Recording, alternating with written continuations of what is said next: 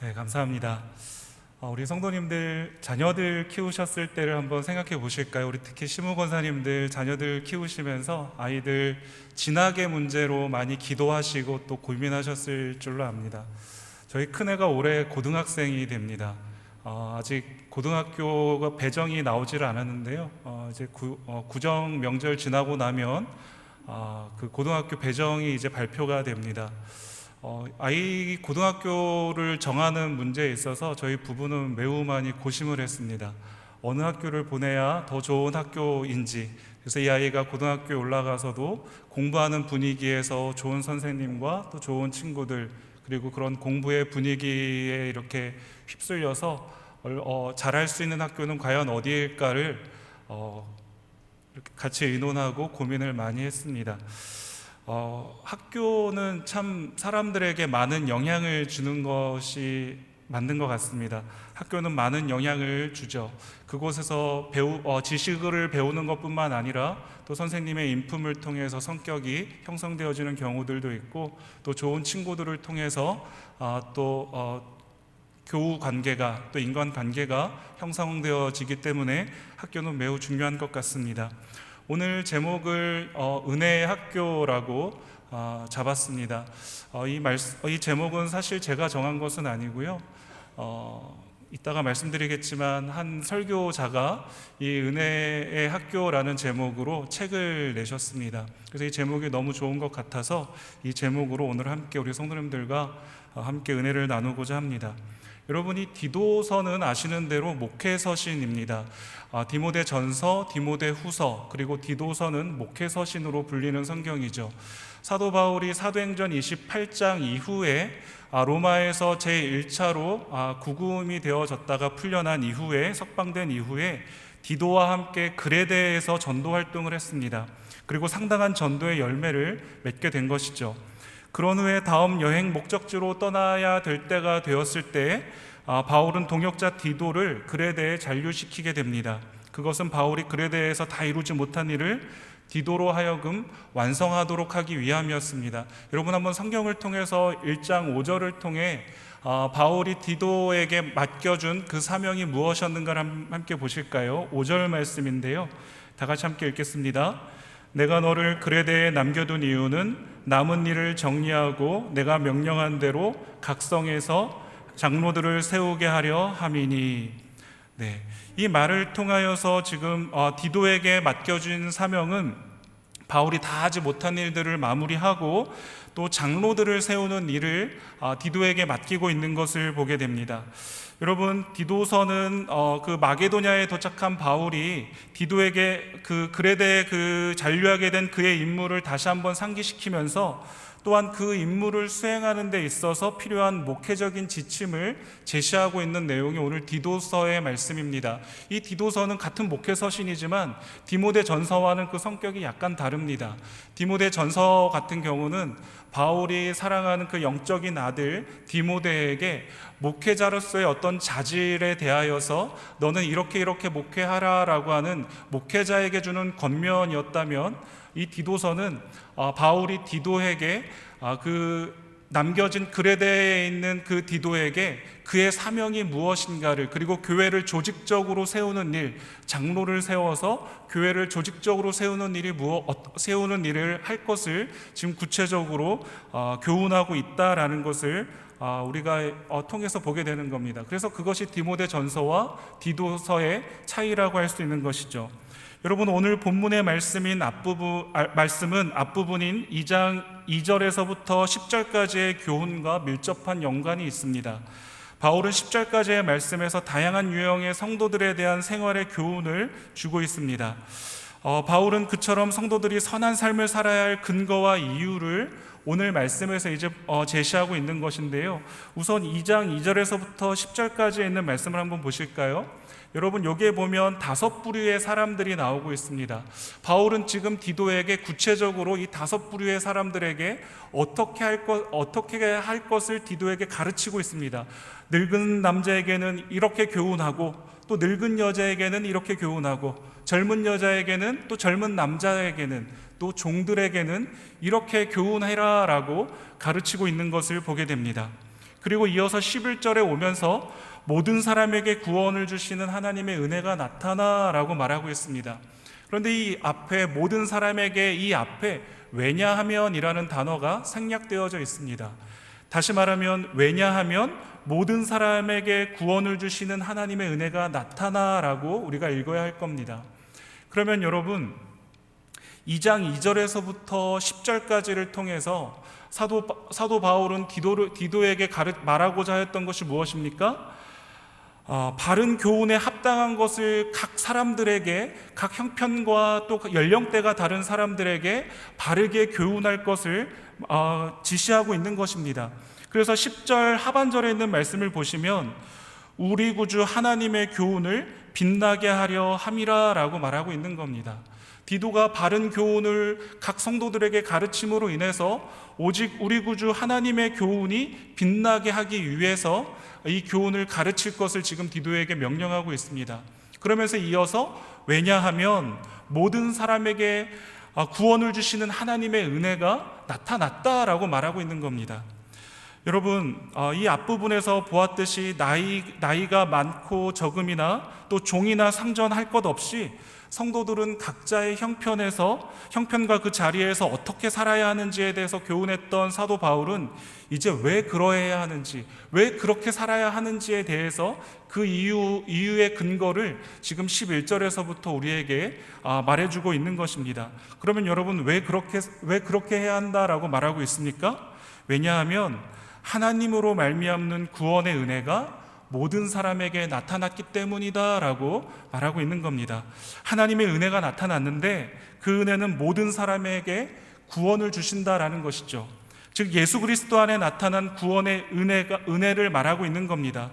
인류가 하나님을 떠나서 스스로 하나님께 범죄하여서 그 엄중한 심판을 받을지라도, 그래서 그 죄인이 되어서 모든 것을 잃고 영적인 파산 상태가 되어서 모든 그 지옥의 형벌을 받아 누릴 수밖에 없는 파멸한 자들, 멸망한 자들에게 하나님의 구원의 은혜가 나타났다라고 말하고 있는 겁니다. 모든 사람에게, 종이나 상전이나 늙은이나 젊은이나 할 것 없이 모든 사람들에게 이 구원의 은혜가 나타났기 때문에 그 모든 사람들은 하나님의 바른 교훈을 받아 그대로 살아야 한다는 것입니다. 그 일을 통하여 우리 주님의 바른 교훈이 드러나고 빛나게 하려 함이다라고 바울은 지금 말하고 있는 것이죠. 여러분, 이 모든 것이 아무 조건 없이 주시는 하나님의 은혜, 또 모든 사람을 향해 선포된 구원의 복된 소식인 줄 믿으시기를 바랍니다. 그리고 이러한 은혜를 선포하신 분은 하늘과 땅에 오직 한 분이신 우리 주 예수 그리스도밖에 없으십니다. 그런데 여러분, 이 은혜가 누구에게 나타났다고 말하고 있습니까? 모든 사람에게 나타났습니다. 유대인이나 이방인, 종과 자유인, 남자나 여자, 노인이나 또 젊은이를 차별하지 않고 모든 사람에게 나타났습니다. 그렇게 하나님은 모든 사람에게 오셔서 종들에게도 또 문둥병자에게나 사마리아 사람에게, 흉악한 죄인에게도 주님은 모든 사람에게 찾아오셨습니다. 자격 없는 자들에게 먼저 찾아오셔서 제자를 삼으셨고, 또 세상에서 소외되어서 관심조차 받지 못하는 사람들에게 찾아오셔서 구원의 기쁜 소식을 선포하셨습니다. 이어서 12절에 있는 말씀을 보시면 이렇게 말씀하고 있습니다.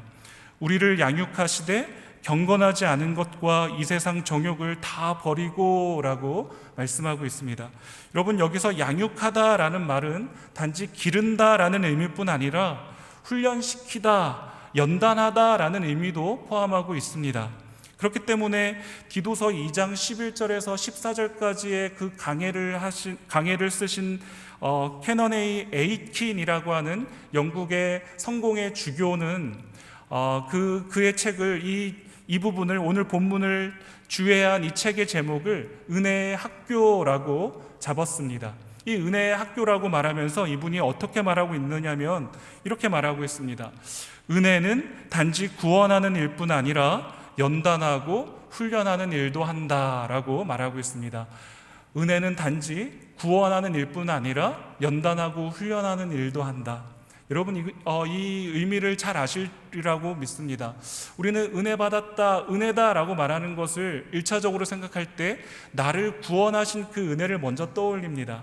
내가 도무지 구원받을 수 없는 위치에 있었는데 하나님의 놀라우신 은혜로 내가 이제는 하나님 백성 되었다라는 것을 우리가 은혜다라고 말하는 것이죠. 그런데 이 캐넌 A. 에이킨이라고 하는 이 주교는 이 은혜를 더 확장해서 말하고 있습니다. 내가 구원받은 것뿐만 아니라 연단받고 또 훈련받는 이 모든 것 또한 은혜다라는 것을 말하고 있는 것이죠. 이 말처럼 구원과 연단, 훈련은 각각 별개의 것이 아니라 동일한 은혜의 연속에 있다라는 것을 이분은 말하고 싶었던 겁니다. 구원은 과거에 한 번 구원받은 것으로 끝나는 것이 아니라 오늘 예수 그리스도 안에서 사는 것이고 내일 우리 주님의 나타나심을 기다리며 사는 성도의 전 인생, 이 인생 자체가 은혜의 삶이기 때문에 그렇습니다. 은혜의 시작은 구원받음에서부터 시작하지만 주님 오시는 그날까지, 우리가 주님 앞에 부름받는 그날까지 이 은혜의 삶은 계속해서 지속되어지는 것이기 때문에 그렇습니다. 그렇기 때문에 우리는 은혜라고 했을 때 이 은혜의 무게를 구원받은 것에만 둘 것이 아니라 내가 오늘 하나님 앞에 연단받고, 내가 오늘 하나님 앞에 훈련받고, 내가 오늘 하나님 앞에 다듬어지는 이 모든 인생의 모든 일련의 과정, 이 모든 과정이 은혜라는 것입니다. 그렇기 때문에 여러분, 우리는 이런 의미에서 예수님을 나의 구원자로 영접한 우리 모두는 은혜의 학교에 입학한 학생들이라고 할 수 있을 겁니다.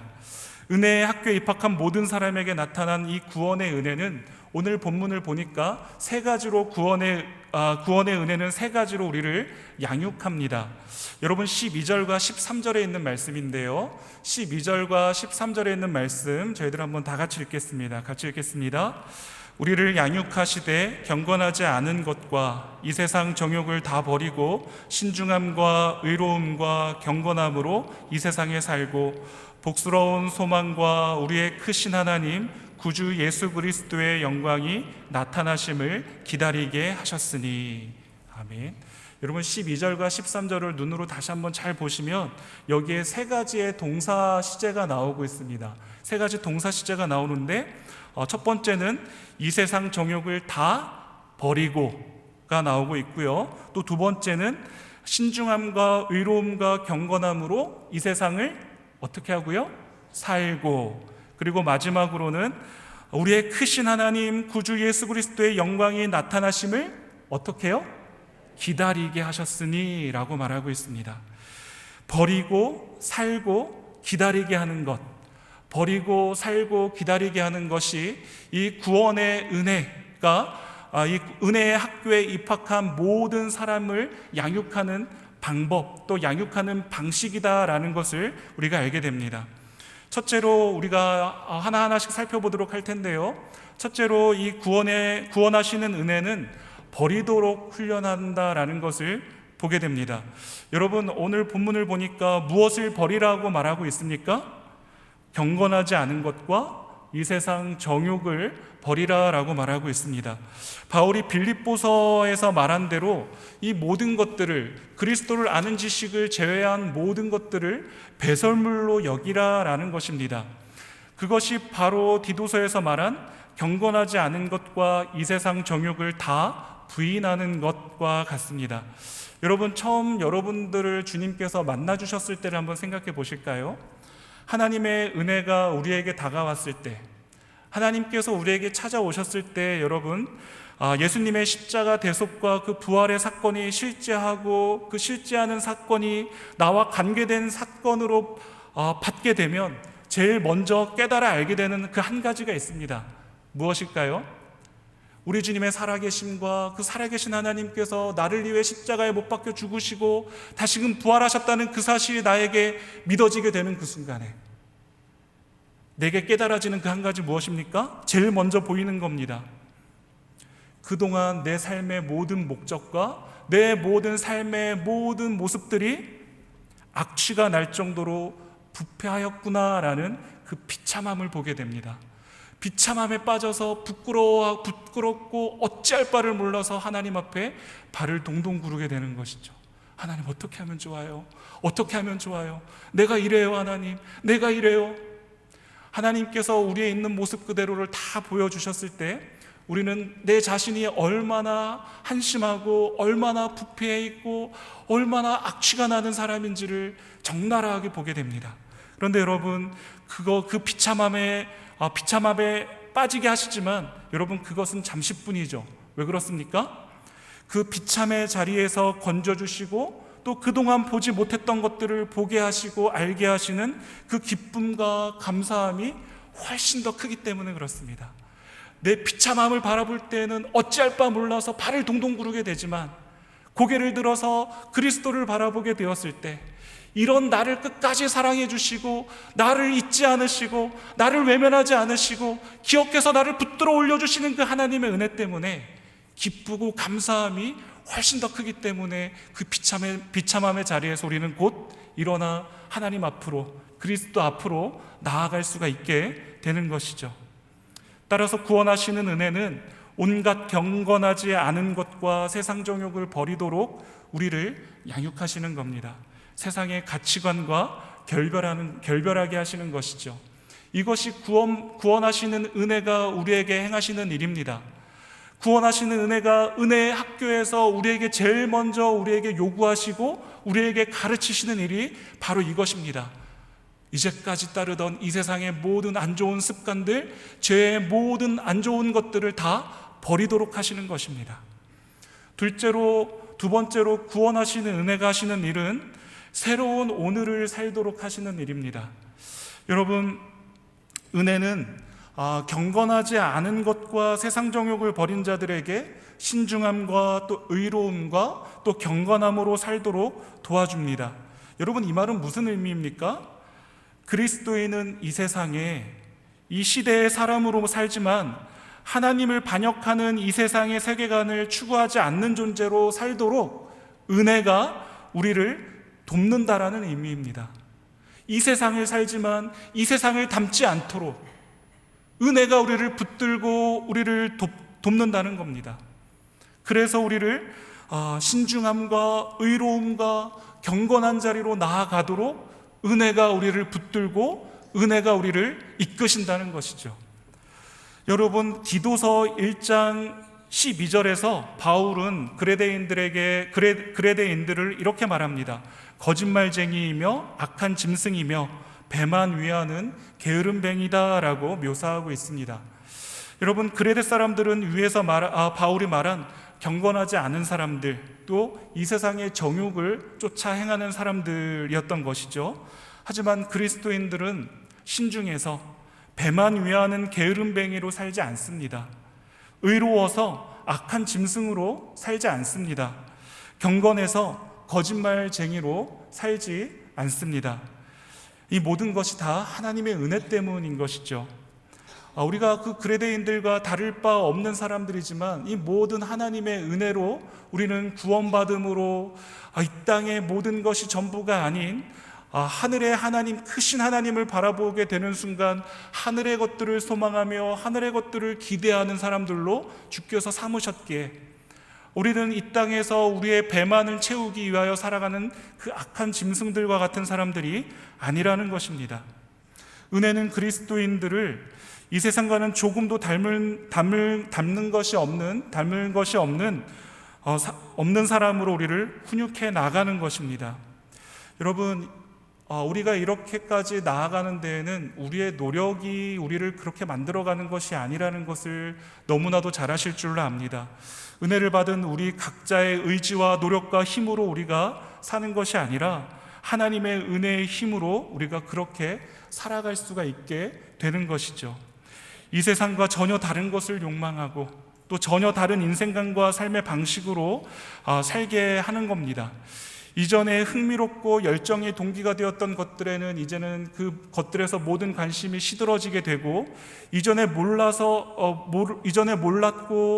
또 몰라보았던 것들에 대한 그 진정한 가치를 바라보게 됨으로 인해서 이제는 하늘의 것들에 더 욕심을 부리게 되고, 또 주님과의 그 나누는 그 교제에 더 욕심을 부릴 수 있는 그러한 것들을 알게 되는 것이 진정한 은혜라는 것입니다. 여러분, 이제부터는 보는 것도 다르고, 또 듣는 것도 다르고, 말하는 것도 다르고, 또 걷는 걸음걸이가 다르고, 손에 쥐는 것이 다른 인생으로 살 수 있는 것, 여러분, 이 모든 것이 은혜를 통해서 가능하다라는 것입니다. 따라서 성도 여러분, 우리가 구원의 은혜만 받고 연단과 훈련의 은혜는 거절하는 것은 반쪽 은혜만을 추구하며 사는 것과 진배 없는 모습입니다. 왜냐하면 하나님의 은혜는 구원의 은혜와 연단의 은혜가 합해질 때만 온전한 은혜가 되기 때문에 그런 것이죠.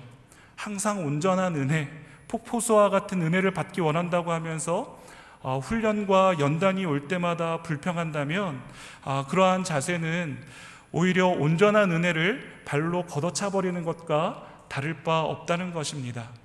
그러므로 여러분, 이 말씀이 우리들에게 시사해 주는 바는 매우 큽니다. 우리는 이 인생을 사는 동안에 이 은혜의 학교에 입학하여 공부하는 학생들입니다. 그리고 우리의 스승 되시는 구원의 은혜는 우리를 모든 옛 습관을 버리게 하고 모든 경건함으로 살게 하십니다. 살아가는 동안에 내 노력과 내 의지를 앞세워서 살게 하시는 것이 아니라 그것조차도 우리의 스승 되시는 은혜께서 가르쳐 주시고 공급하여 주시고 인도하여 주시어서 우리를 그렇게 신중하고 경건하게 살아가게 하신다는 것입니다. 그러므로 우리가 살아가는 동안에 고난과 또 연단과 훈련을 받을 일들이 간혹 있을 수도 있습니다. 눈물의 연단을 받을 수도 있고요, 육신의 아픔에 연단을 받으실 수도 있습니다. 관계의 어려움으로 인하여서 철저하게 혼자가 된 것만 같은 그러한 고독한 시간을 보내는 그러한 연단의 시간들도 보내실 수 있으실 겁니다. 그러나 사랑하는 성도 여러분, 이 모든 것이 은혜의 학교 안에서 우리의 스승 되시는 구원의 은혜 되시는 우리의 그리스도께서 우리에게 베풀어 주시는 은혜의 시간인 것들을, 이 또한 은혜의 시간인 것들을 기억하시기를 주님의 이름으로 축복합니다. 마지막으로 구원하시는 은혜가 가르쳐 주시는 것은 기다림입니다. 구원하시는 은혜가 가르쳐 주시는 것은 기다림이다라고 말씀을 드렸는데요, 여러분 13절에 있는 말씀을 한번 보실까요? 저희들 13절에 있는 말씀 다시 한번 읽어보겠습니다. 복스러운 소망과 우리의 크신 하나님 구주 예수 그리스도의 영광이 나타나심을 기다리게 하셨으니. 여러분, 우리의 신앙을 뒷받침하는 것은 하나님의 은혜로 인한 과거와 결별하는 결단이고, 또 참으로 성도의 욕망이 된 영광의 소망을 향한 기다림이다라는 것을 우리들에게 보여주고 있습니다. 여러분, 그러면 은혜는 우리가 무엇을 기다리도록 양육하고 있습니까? 우리로 하여금 무엇을 기다리라라고 말하고 있는 겁니까? 보니까 두 가지를 기다리라고 말하고 있는데요, 복스러운 소망과 예수 그리스도의 영광이 나타나는 것이라고 말하고 있습니다. 이 두 가지를 말하는 것처럼 보이지만 정관사가 앞에 하나가 붙어 있습니다. 다시 말하면 복스러운 소망과 예수 그리스도의 영광이 나타나는 것은 하나라는 것이죠. 복스러운 소망이라는 것은 예수 그리스도의 영광이 나타나는 것이 복스러운 소망이라는 것입니다. 누구에게요? 그리스도인들. 다시 말하면 이 은혜의 학교에 입학하여서 배우고 있는 그리스도인들에게 복스러운 소망이란 예수 그리스도의 영광이 나타나는 것, 그것이 복스러운 소망이다 라고 바울은 말하고 있는 겁니다. 은혜는 우리가 이 세상에 소망을 두지 않고 예수 그리스도가 다시 오셔서 우리 앞에 영광으로 나타나실 날을 소망하게 해준다라고 말하고 있는 겁니다. 그리고 바울은 그 소망을 복스러운 소망이라고 말하고 있습니다. 사랑하는 성도 여러분, 하나님이 그 소망을 약속하셨고 또 예수님이 그 소망 자체가 되시기 때문에 우리는 소망할 수 있는 것이죠. 그리고 이 소망이 있기 때문에 성도는 믿음으로 경건한 진리를 붙잡고 살 수가 있는 겁니다. 주님이 다시 오신다는 그 소망을 우리가 붙들지 않으면 우리가 이 땅을 이토록 자중하며 살 필요가 있겠습니까? 주님이 다시 오신다는 그 소망이 없는데 왜 우리가 하나님의 말씀을 지키며 우리가 내 뜻대로 하지 않으며 내 뜻을 하나님의 뜻에 맞춰서 살아가는 그 부단한 노력과 수고를 해나가고 있습니까? 주님이 오신다는 그 소망이 있기 때문에 우리가 이러한 수고를 수고로 여기지 않고 기꺼이 우리가 순종해 나아가며 살고 있는 것 아니겠습니까? 사랑하는 성도 여러분, 주님이 우리의 소망이시기 때문에 주님께서, 그 소망 되시는 주님께서 다시 오시마 약속하신 그 약속을 우리는 온전히 붙들고 있기 때문에 우리는 그 말씀에 순종하며 살아가고 있는 줄로 믿습니다.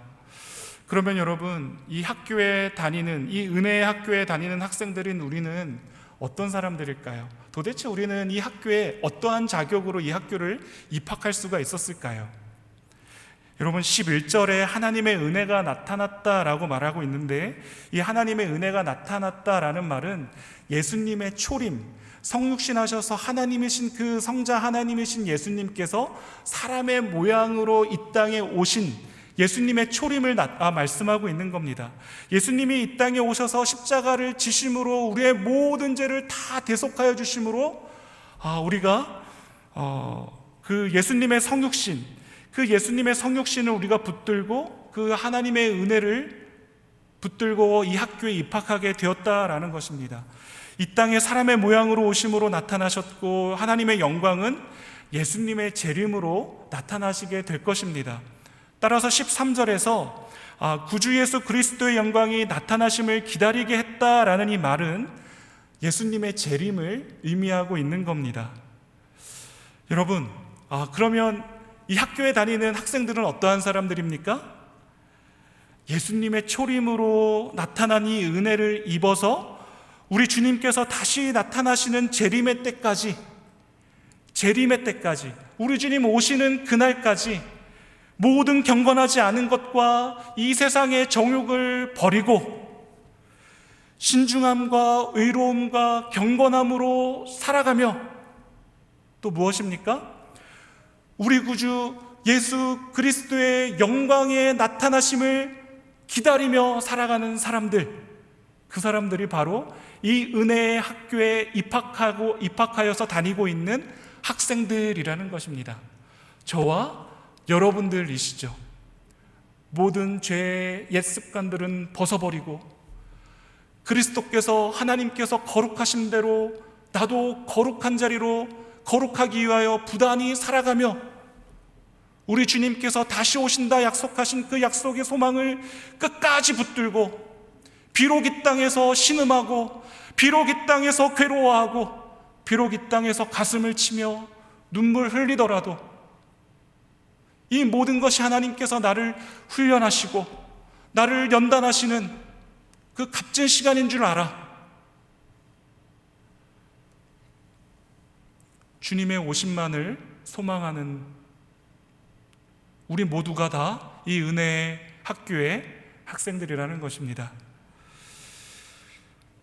여러분, 앞에서 소개해드렸던 이 캐넌의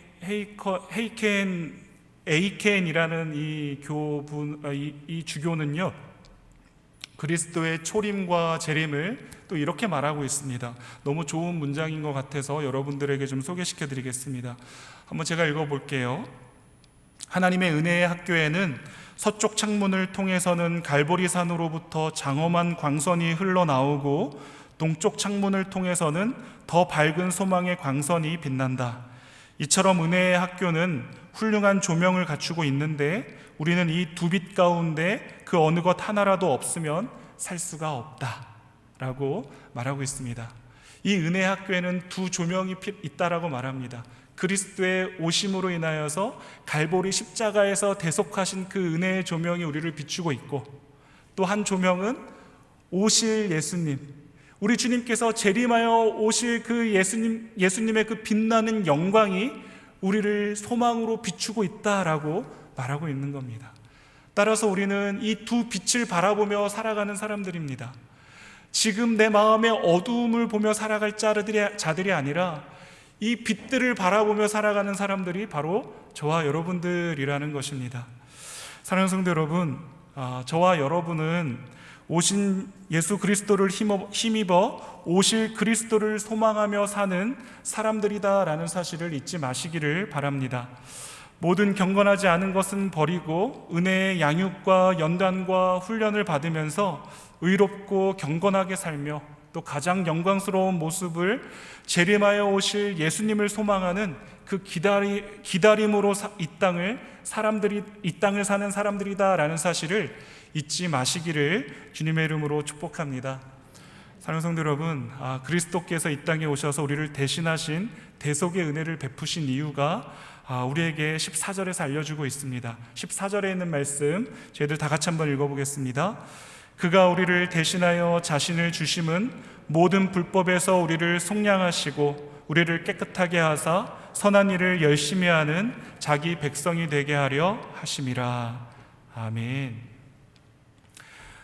하나님께서 우리를 대속해 주신 목적, 대속해 주신 이유에 대해서 분명하게 말씀하고 있습니다.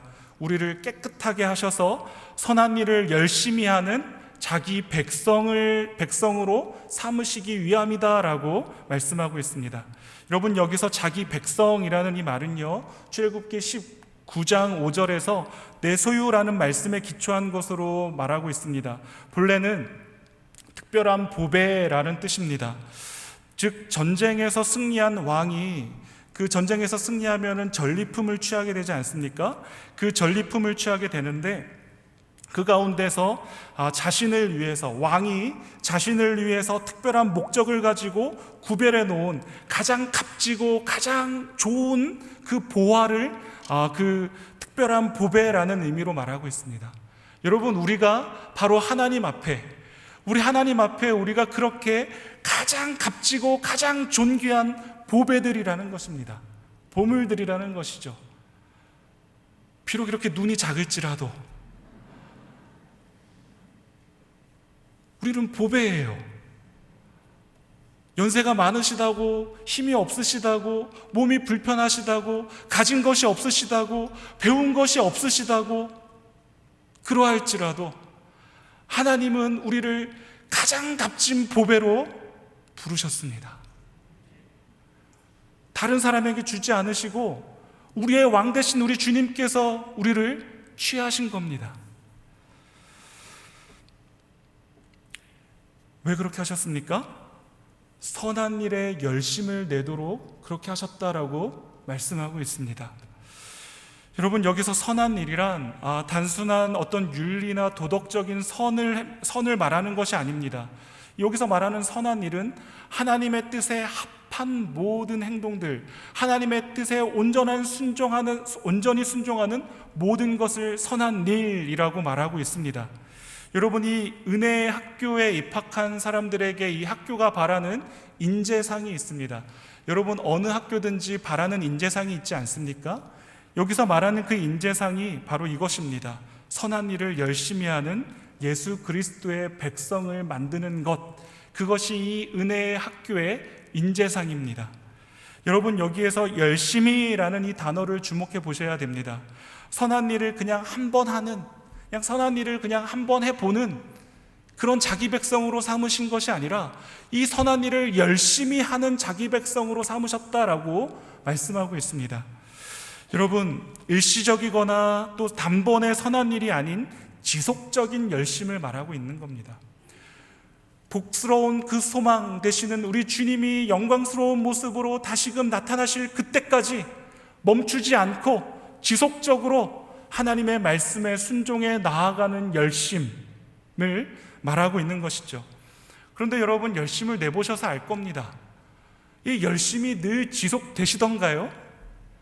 우리에게 이 열심의 마음들이 지속되시던가요? 불타오를 때도 있었는데 불타올랐던 만큼 냉랭하게 식어져서 마치 롤러코스터에서 제일 밑으로 떨어져 있었던 그 시간들도 여러분들에게 있으시지 않으셨습니까? 근데 그 이후에 여러분 다시 한번 돌아보시면 그때 여지없이 내 자신을 반성해 보면 그 모든 열심을 내려고 했던 주체가 나였을 때 그 곤두박질 쳐져 있었다라는 것을 여러분 바라보시죠.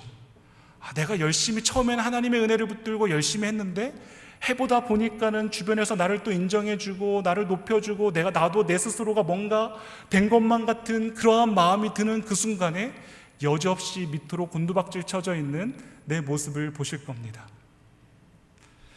그렇기 때문에 이 열심은 내 의지와 내 노력으로 하는 열심이 아닙니다. 그것은 곧 꺼져버리고 마는 것이죠.